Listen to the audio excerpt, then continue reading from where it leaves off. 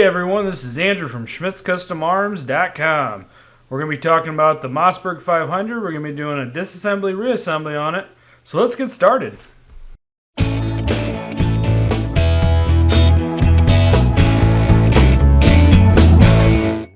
going to disassemble the trigger assembly, and simply we're going to remove the pin that's holding the mainspring housing together. And that will come out with the mainspring and the mainspring follower. Next, we're going to pop the pin holding the hammer in place. Once that pin is removed, you can remove the hammer, and the hammer strut will come out with it. Next, we're removing the pin that holds the slide lock and the disconnector. Remove that, and then we'll also remove the spring that is in there, like so.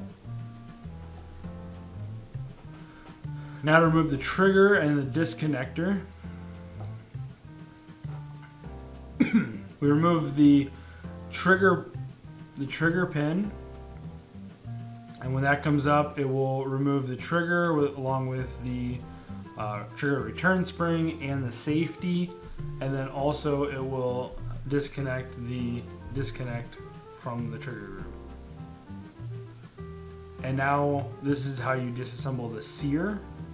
I would not recommend it for most cleanings.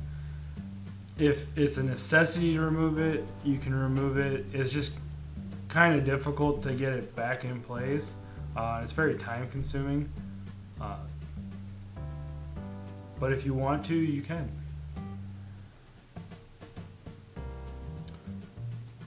So this is the reassembly of it.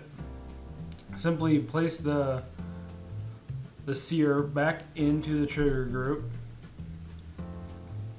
in this orientation, and then I use a punch to kind of retain the sear in the trigger group and keep it oriented the way I'd like it.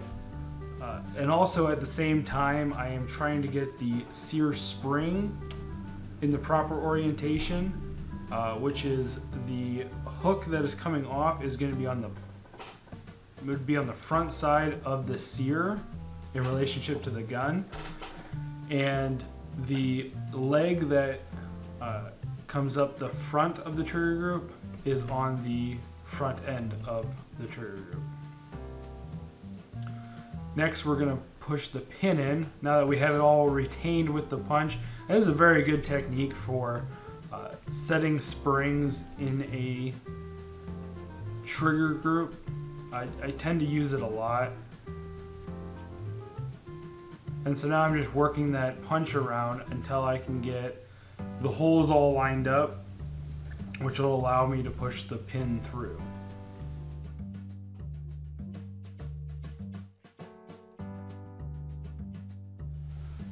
Now that that's all in there, the reassembly of the trigger portion of the trigger group is quite easy. What we're going to do is we're going to assemble it all right now. That way when we put it in, it will be a little bit easier on us.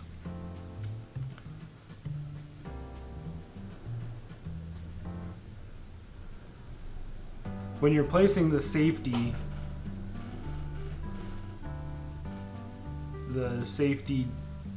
disconnect onto the trigger, on the rear of the trigger, you want the rounded surface on that upper portion that's sticking out to be towards the rear of the gun. So that way when you push the safety forward, it will be able to go over top of it. What I'm doing here is I'm trying to get the disconnect to fall into place with the sear. It will actually hold the sear forward instead of letting it fall all the way to the bottom of the trigger group housing.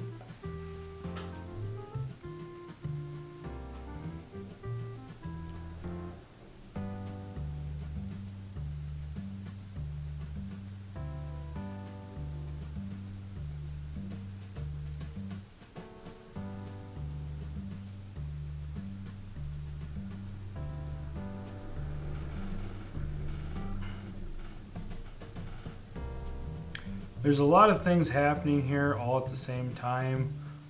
Making sure that the disconnect is in the right location and holding the sear forward. The safety is in its proper slots. That the spring, the trigger return spring, is in its proper location. And then aligning the hole to push the pin in. It is a little bit difficult, but you will eventually get it. It's just trying to be patient, make sure everything's hooked together the way it needs to be, and you should be able to go from there. Next, we're gonna put in the action bar stop. And so this is the part that locks up the gun, makes it so that you can't open the action when the hammer is in the fire position, unless you push the release button that is located behind the trigger.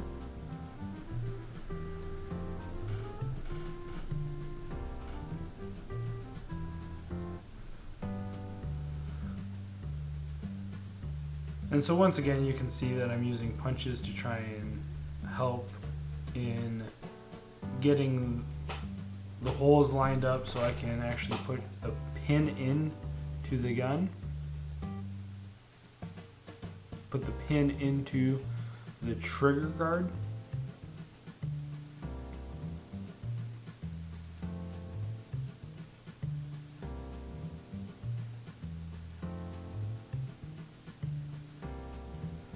Now what I'm doing is I'm pushing one of the legs of the spring on the right side of the gun underneath the disconnect.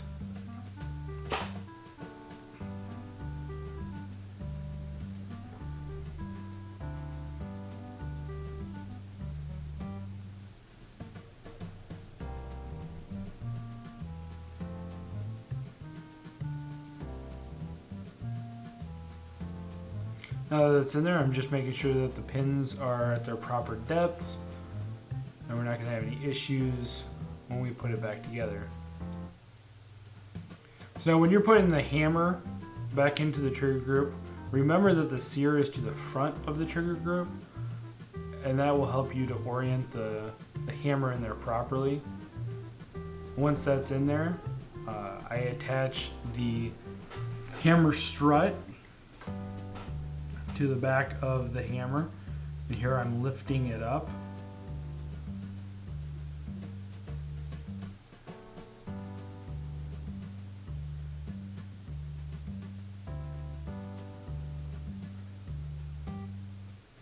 And when you put that in there, there's a little notch on the bottom side of that follower. That's going to go face down. Now we're just putting the retainer pin in there for the mainspring, and simply just push down the mainspring with the hammer in the up position. It'll make it real easy to put it in. And here's an overview of what the trigger assembly should look like, where the spring should be if you missed something, or if something's not working quite right for you. So this ends our disassembly reassembly of the Mossberg 500. If you enjoyed this, we ask you to please subscribe. We will have more disassembly reassembly videos coming up. If there's something that you'd like to see us do, please leave your comments in the comment section below. And as always, thank you for watching Schmidt's Custom Arms.